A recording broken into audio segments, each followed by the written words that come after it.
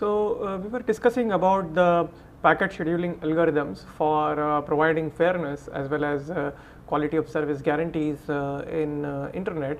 So what we have seen is that a fluid flow fair queuing or a generalized processor sharing algorithm guarantees fairness to the traffic queues in the sense of max-min fairness.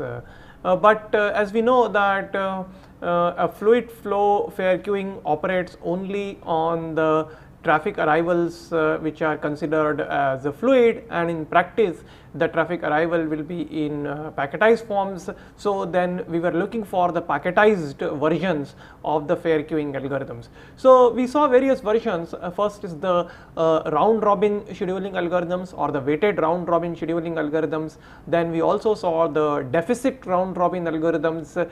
We have seen one of the disadvantage of the weighted round robin scheduling algorithm is that it is unfair, first of all, over shorter time scales, but more than that it requires a knowledge of the mean packet length in advance if you have to make the weighted round robin scheduling algorithms to be fair. But even then it is unfair, it may be unfair over shorter time scales.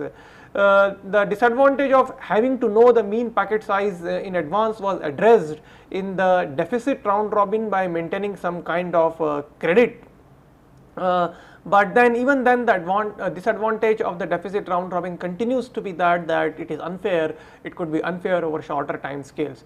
So then we wanted to see that what kind of packet scheduling algorithms we can derive which approximates the fluid versions of the fair queuing algorithms, that is the fluid flow fair queuing algorithms.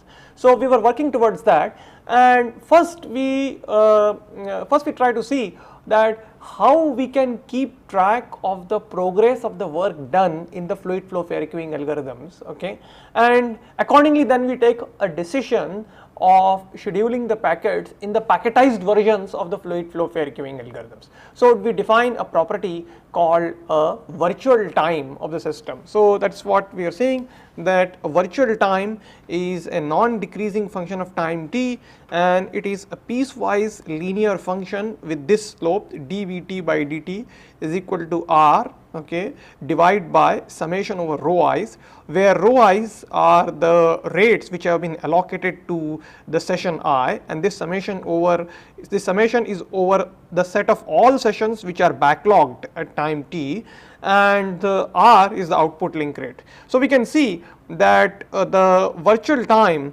okay, the slope of the virtual time it changes whenever the set of backlogged users changes. So essentially the slope of the virtual time is inversely proportional to the number of backlogged users. So first of all, we'll try to prove this result.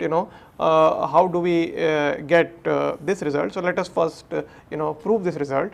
Now for that, let us consider any arbitrary subinterval of the busy period. Let us consider tau to t to be any arbitrary subinterval of the busy period. So we say that consider tau to t to be any subinterval of the busy period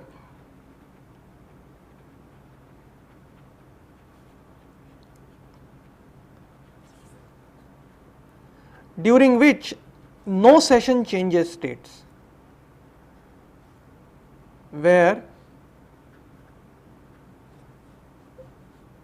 or during which, okay, no session changes states.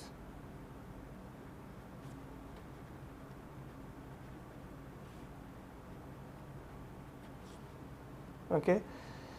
So if that is so, then by definition we know that Vt minus V tau, okay, the difference of the virtual time, okay, is by definition equal to the normalized service received by the session I, where the session I is continuously backlogged during the interval tau to t. Okay. So session I is continuously backlogged is during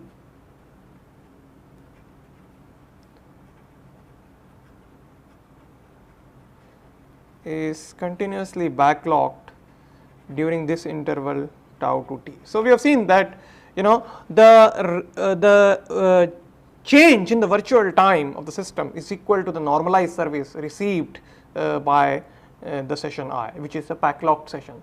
So, now multiply both sides by rho I and sum over all the sessions which are backlocked during this interval. So, we multiply by rho I and then sum it over all such I which are backlocked during this interval tau to t. So, if we do this, then this becomes I belonging to b tau t, where b tau t is the set of all sessions which are backlogged during the interval tau to t, rho I wi tau t. Okay. Now, we have considered this interval tau to t to be an interval where no session changes states. Okay. If that is so, then we can also write to be this equal to I belong to the set of all sessions which are backlogged rho I wi tau to t plus rho I wi tau to t over all sessions which are absent or non backlog during the interval tau to t. Now, note that the sessions which are absent during the interval tau to t, wit is actually 0 because they do not receive any normalized service. So, this actually is 0 for all the sessions which belong to this set. So, basically we have added 0 to this, and this means that this is also equal to sum over all I rho I wi tau t, okay, where this sum is now over set of all sessions. Remember again, tau t to be an interval where no session is changing states. Okay, so it is an interval where no session is changing state. Okay, so if you now again see in this equation, then Vt minus V tau becomes equal to rho. Now, what is this? Rho I wi tau t. It is the total work done in the system during the interval tau to t, and therefore this will be equal to note that rho I summation rho I wi tau t, this is equal to the total work done in the system.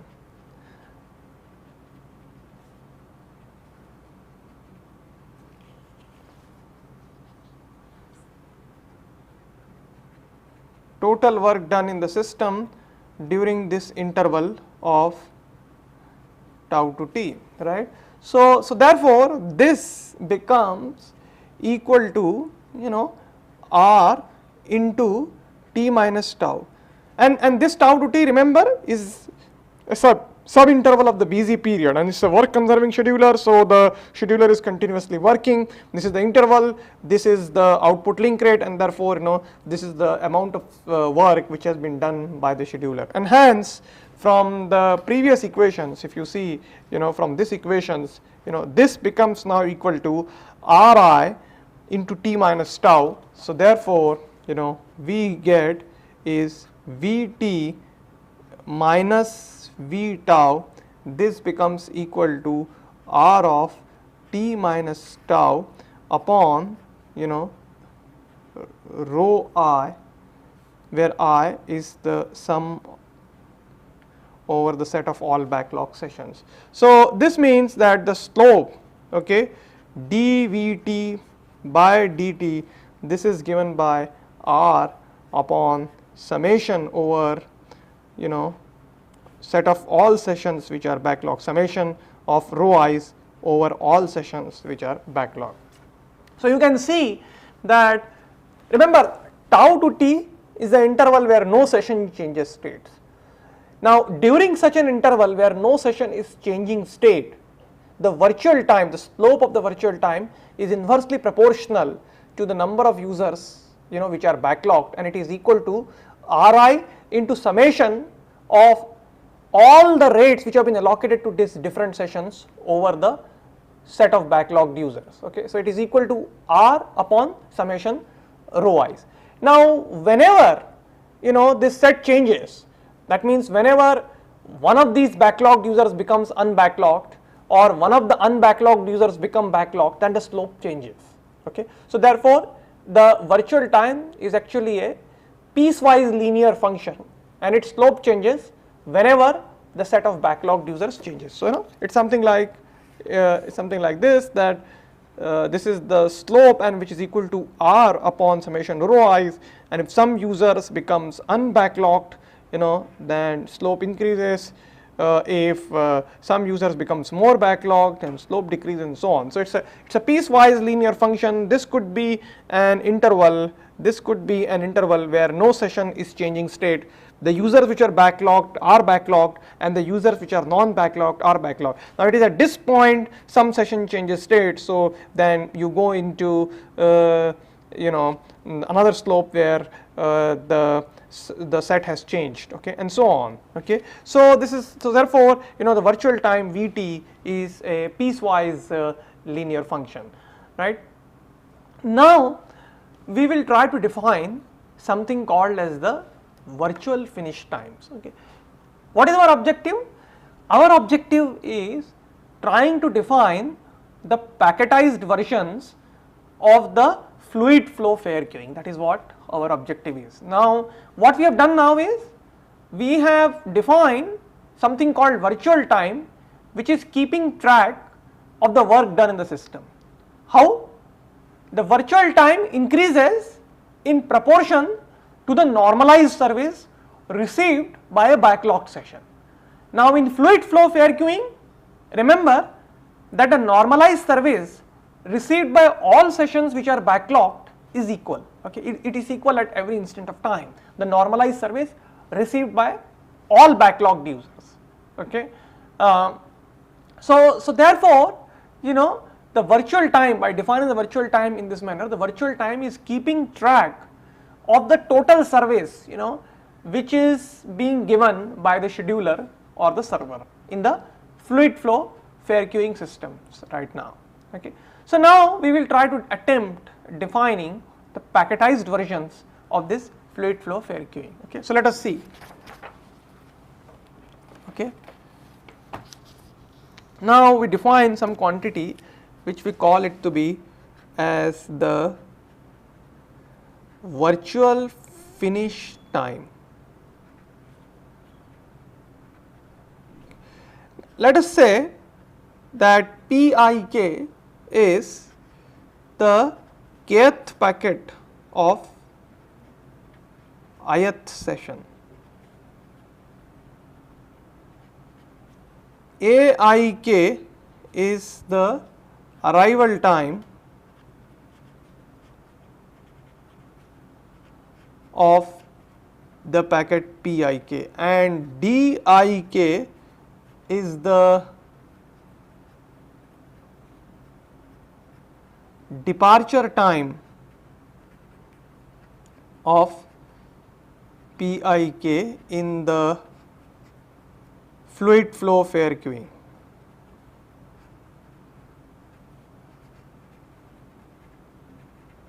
Right. This is the Dik denotes the actual departure time, is the actual time at which the packet departs in the fluid flow version of the fair queuing algorithm.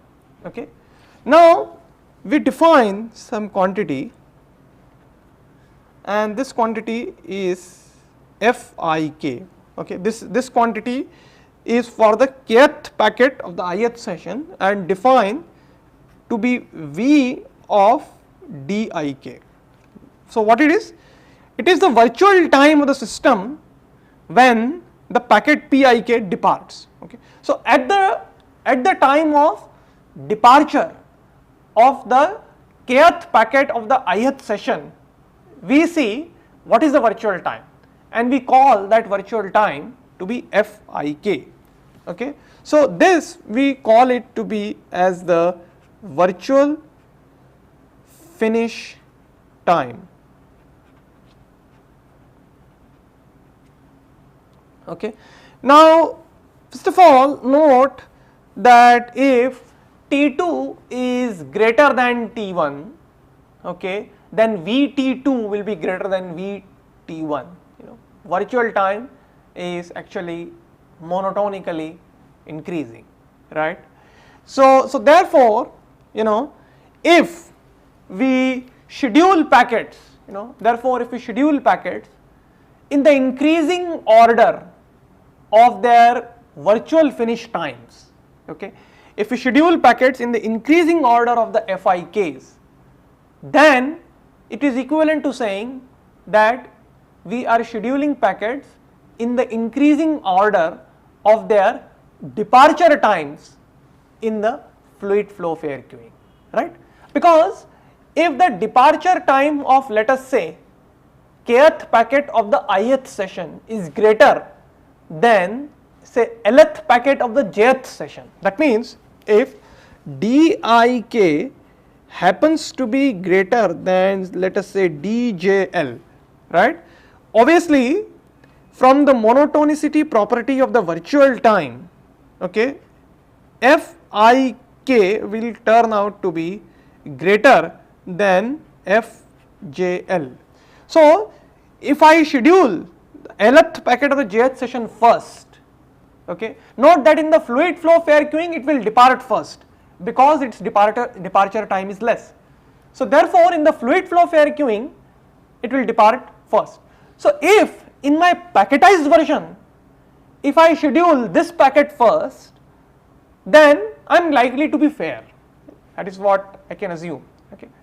So I am proposing a packetized version of the fluid flow fair queuing algorithm, where I am saying that I define something called a virtual finish time, and the virtual finish time happens to be the virtual time in the fluid flow fair queuing system when this packet actually departs, and then I am saying that I will serve the packets in the increasing order of their virtual finish times.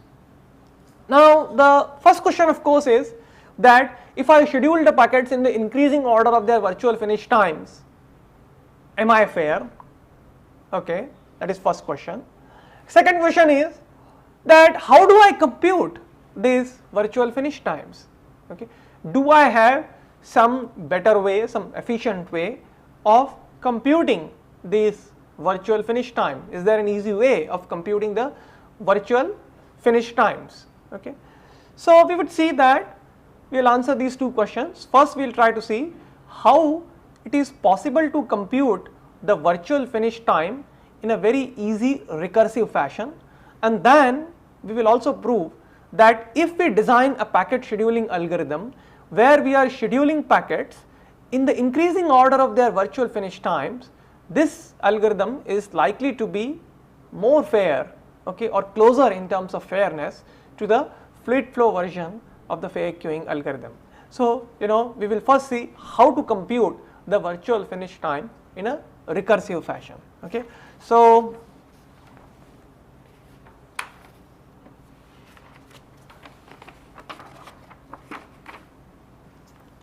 let me just answer this question, that how to calculate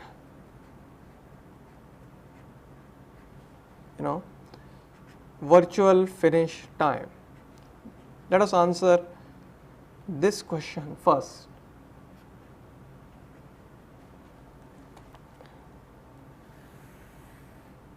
Now it can be shown that this virtual finish time of the kth packet of the ith session satisfies a very easy and nice recursive relations where it is given by Lik upon rho I plus max of, okay, Fik minus 1 V of, that is the virtual time of the Pik, okay, this packet for all sessions I is equal to 1, 2, and the initial condition which is Fi0 is considered to be 0. And note that this Lik happens to be the maximum size packet, maximum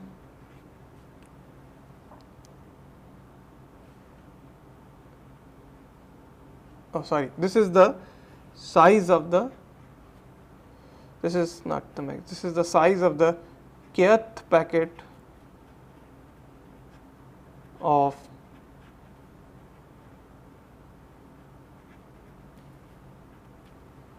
session I.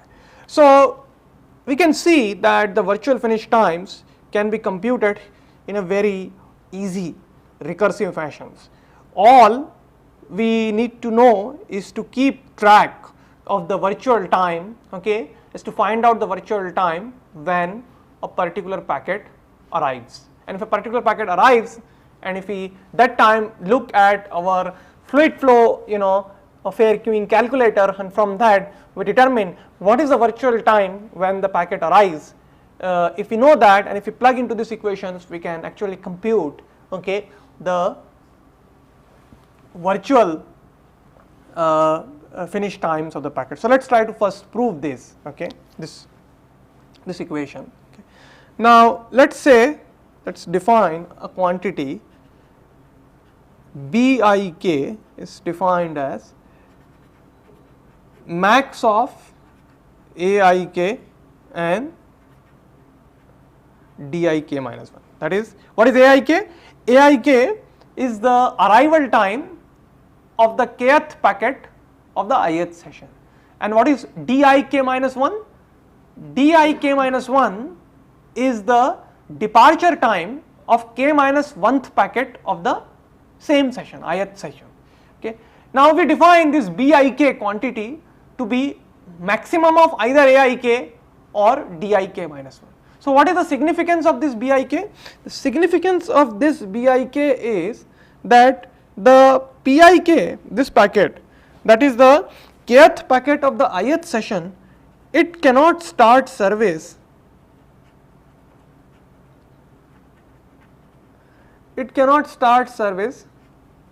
before BIK, right? It cannot start service before BIK. Why? Because either the packet has not arrived, if its arrival time happens to be higher, so either the packet has not arrived, or if AIK is less than this DIK minus 1, then the packet has arrived, but the previous packet k minus 1th packet has not yet left, so it is still in the queue. Okay. So, obviously, the packet PIK, it cannot start service before BIK. Okay. So, actually it starts service at BIK or later in some other system, but in the fluid flow fair queuing, as soon as the packet arrives, and since it is a work conserving scheduler, okay, it will start the service immediately.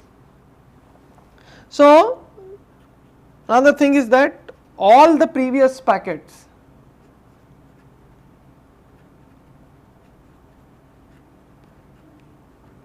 of this session I must have left, okay.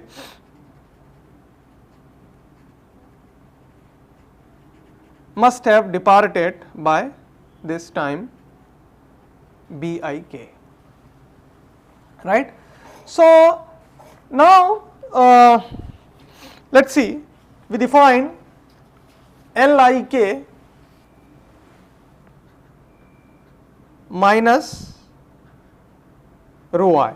So, now when this packet, the kth packet of the ith session, that is the packet PIK, when it starts a service, the LIK is the length of the packet in bits and rho I is the rate allocated to it. So, obviously, this will be the normalized service received by this session during the interval for which it is backlogged. And what is that interval?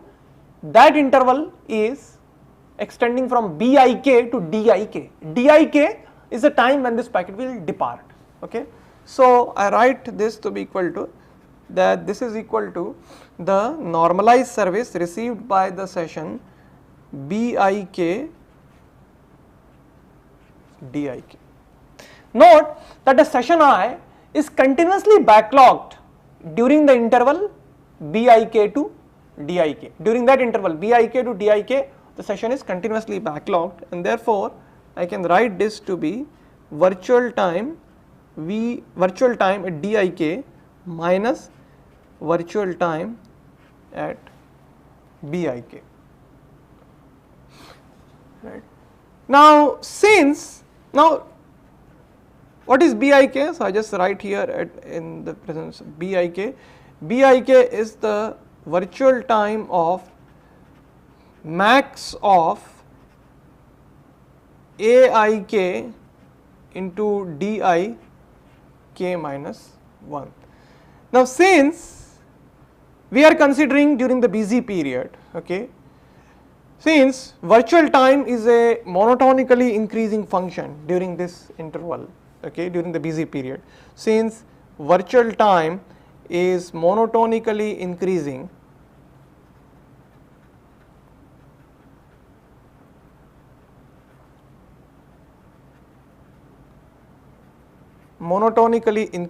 during busy period,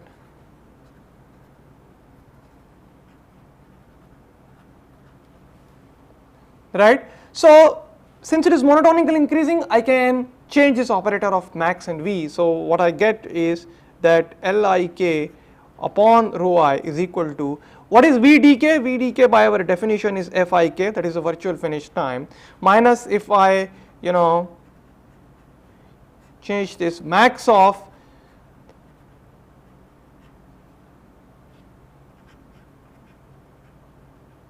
since virtual time is monotonically increasing, virtual time of maximum of these is same as first computing the virtual times and then taking the maximum quantity.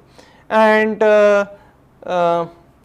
what is this? This is Fik minus 1. So we get this recursive equation that Fik is equal to Lik upon rho plus max of Fik minus 1, which is what this is, into V of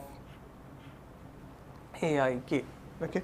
Now what does it mean is, it means that the virtual finish times of the packet can be computed recursively. This is, this equation is easier because by definition the virtual finish time of a packet is the virtual time when the packet will depart in the fluid flow fare queuing. Now that time when the packet will actually depart in the fluid flow fare queuing system is actually difficult to determine. Okay. So we have found a recursive way of computing the virtual finish time, which states that the virtual finish time of the kth packet of the ith session can be recursively computed if you know the virtual finish time of the k minus 1th packet of the ith session and the virtual time when the packet actually arrives. When the packet actually arrives, you can easily see in the fluid flow fare queuing system what is the virtual time that is currently going on, and then plug that into these equations to timestamp a packet. Okay. So the question really is that now if I schedule the packets in the increasing order of their virtual finish times, then am I being fair? Okay. So I'll just state the result without proving it, and then if in the next lectures we'll try to prove this result. Okay. So now I'm defining a packetized versions of the scheduling algorithms. So what I'm saying is that in packetized versions of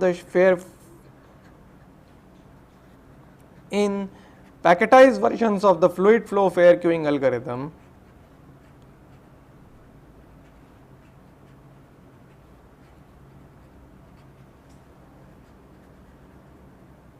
which I also call as the WFQ or weighted fare queuing,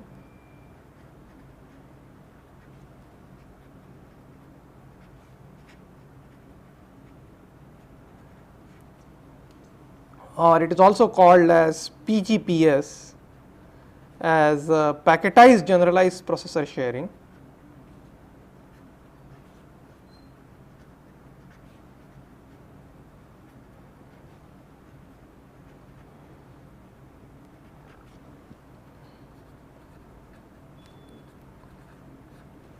So what I am saying is that if I compute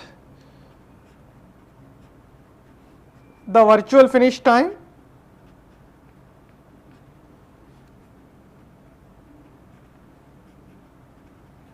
compute the virtual finish times of packets,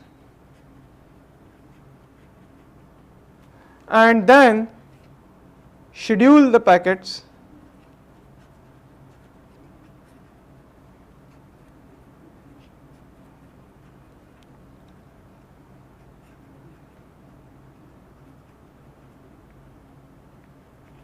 in the increasing order of their finish times. So, I schedule the packets in the increasing order of their virtual finish times. It turns out that this algorithm is quite fair. How fair? Let me just state this by a result. Okay. So, let us say, so the question really is that how fair is WFQ? Let us say we define as dk to be the time at which some packet, let us say the kth packet, departs from fluid flow fair queuing.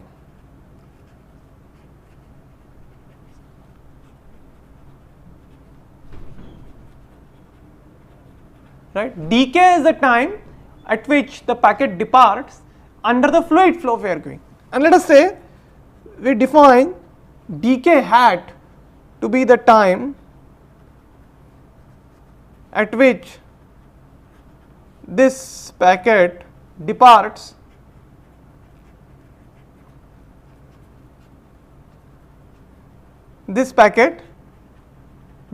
from our WFQ.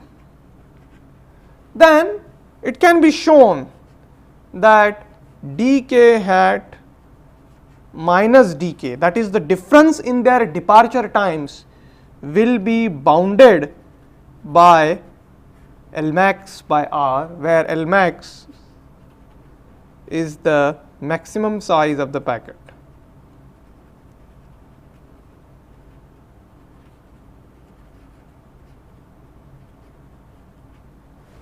So, what this algorithm, what the WFQ can do is that the difference between the departure times of this WFQ and the departure time had this packet been served in a bit by bit round robin manner, that is the fluid flow fair queuing, then the difference between this departure time is actually bounded, and it is bounded by Lmax by R, where Lmax is the maximum size of the packet. So, at most the difference in their departure times will be Lmax by R, where Lmax is the maximum size of the packet and not more than that. So, now here you can see that the algorithm is likely to be, let us say, unfair over an interval which is shorter than, let us say, Lmax by R, but otherwise the algorithm is likely to be fair. Okay. I mean, roughly speaking, this is what this result is trying to say, that over an interval less than Lmax by R, this algorithm is unfair. But then we can do nothing more than that in a packetized versions of the fluid flow fair queuing algorithm. In a fluid flow fair queuing algorithm, the normalized service received by backlog sessions is equal at every instant of time. This you cannot make it equal in the packetized versions, because packet is the smallest entity that you need to serve. Now we will come back to our again implementations of the WFQ and try to see, are there any complexities in terms of implementing the virtual finish times. Okay. So now what do we see in terms of computing, the complexity in the virtual finish time is that since in the WFQ, essentially what it means is that you require the computation of the virtual time, that is the VT. Okay. Now you can see that this VT, it changes slope whenever the set of backlogged users changes. So it changes its slope whenever the set of backlogged user changes.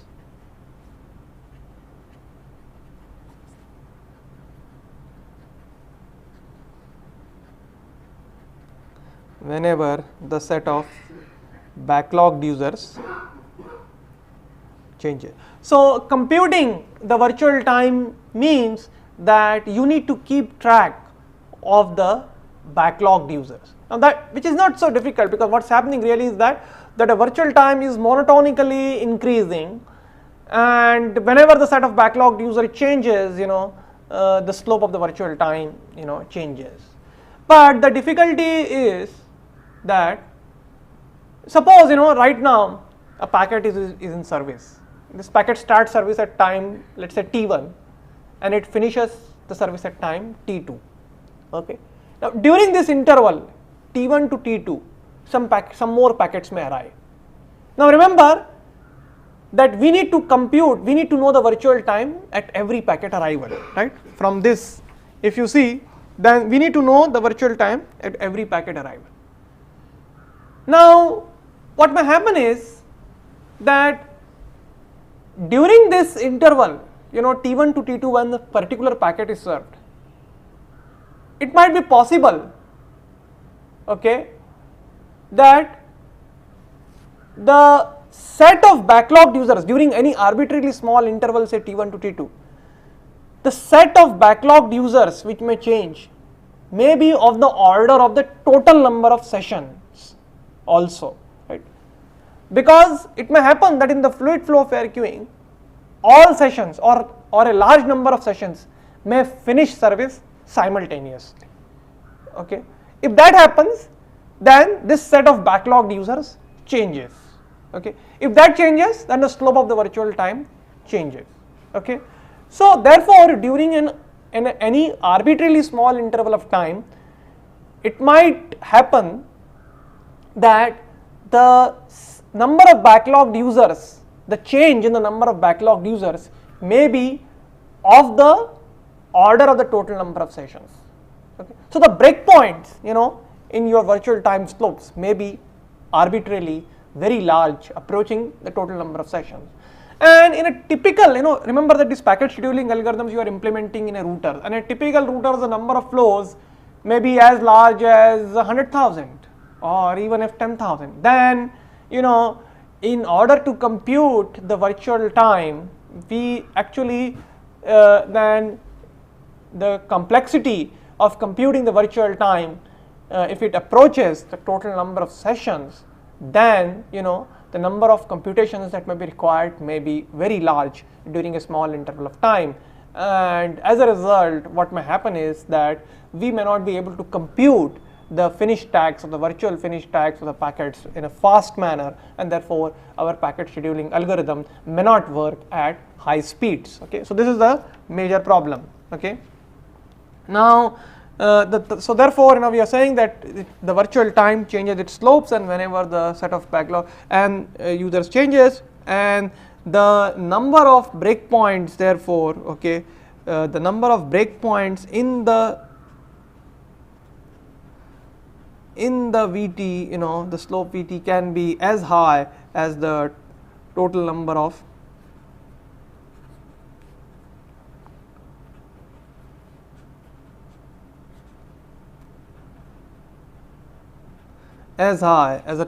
sessions, and therefore this may lead to the real time computation may be the real time computations of VT can become a problem.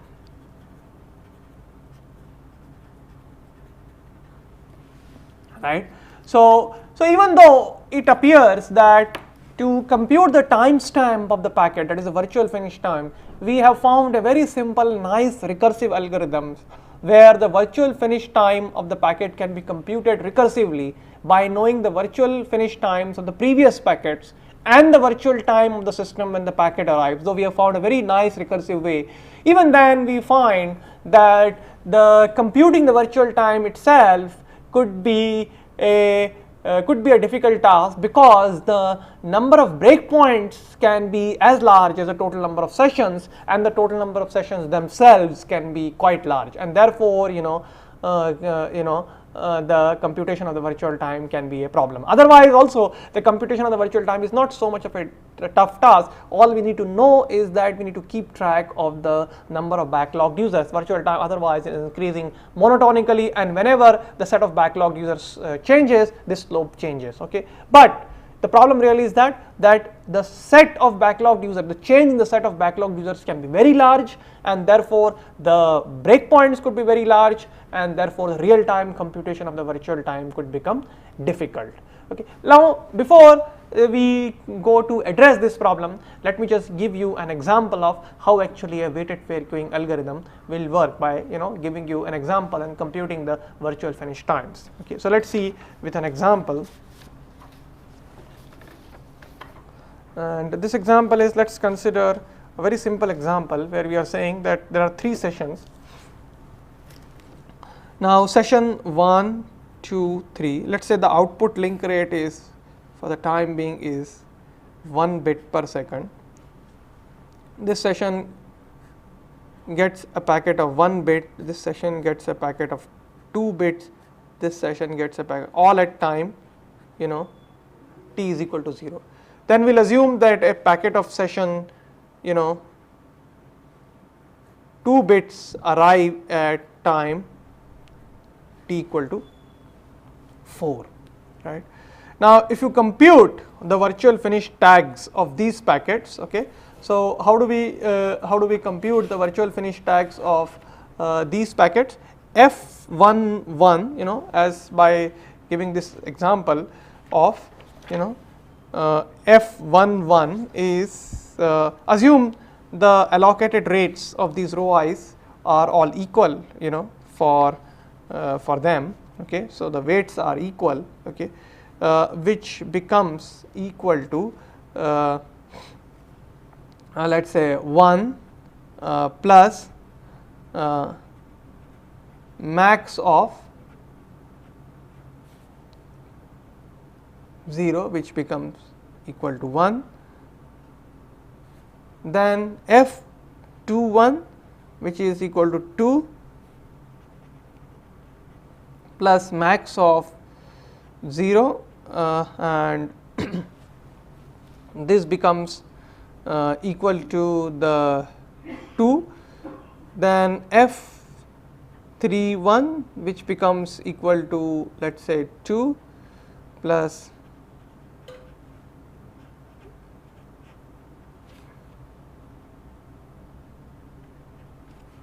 right.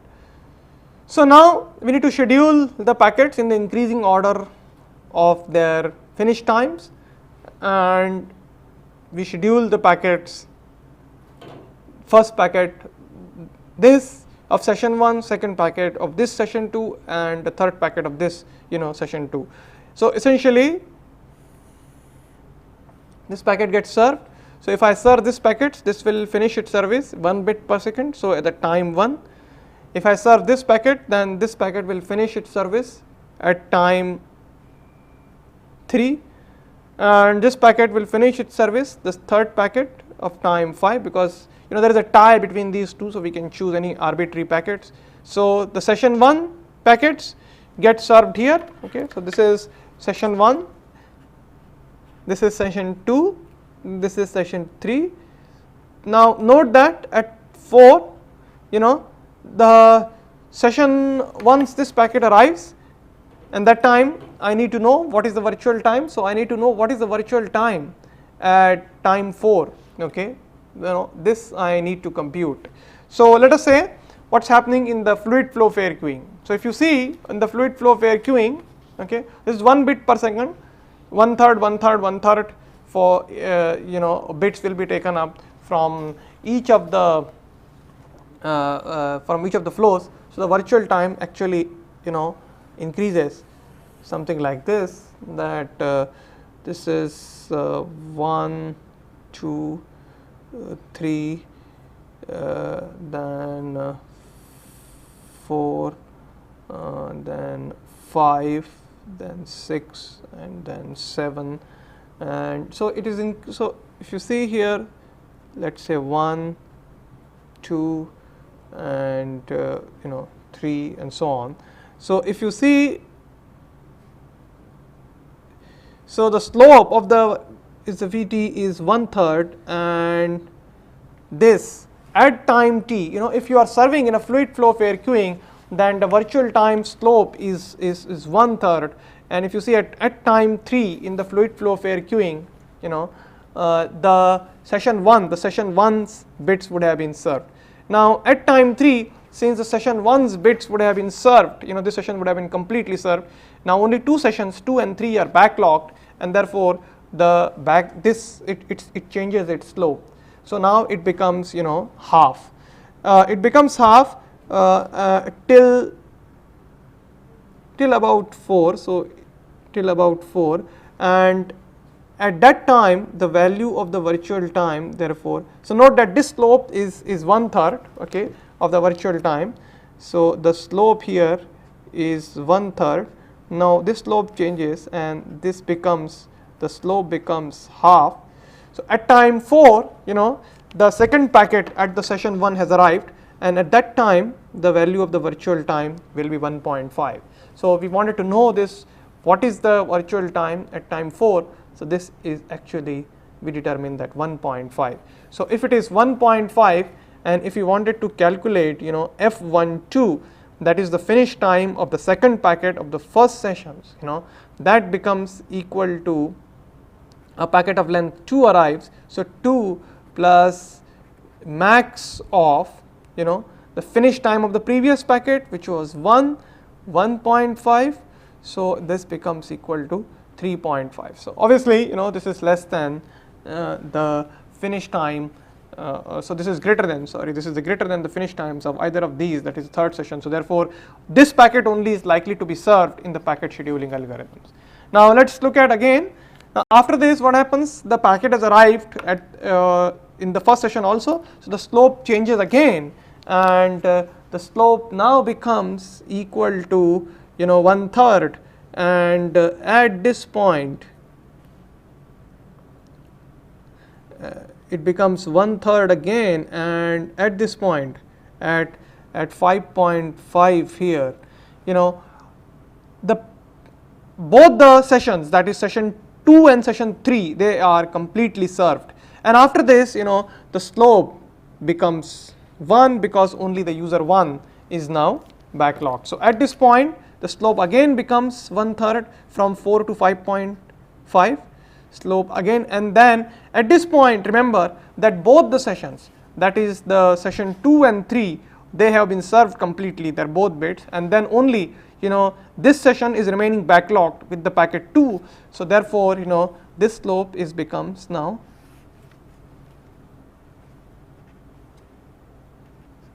slope is 1, and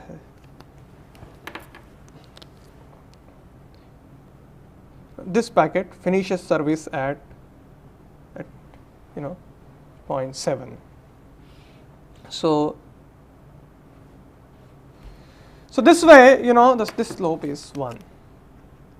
So we can see that this way the virtual time changes its slope whenever the set of backlogged users changes. So here I just wanted to clarify here that even though in our previous equations that we had considered that a virtual finish time is given by Lik upon rho I, where rho I is the set of is the allocated rate, okay, is the allocated rate, okay.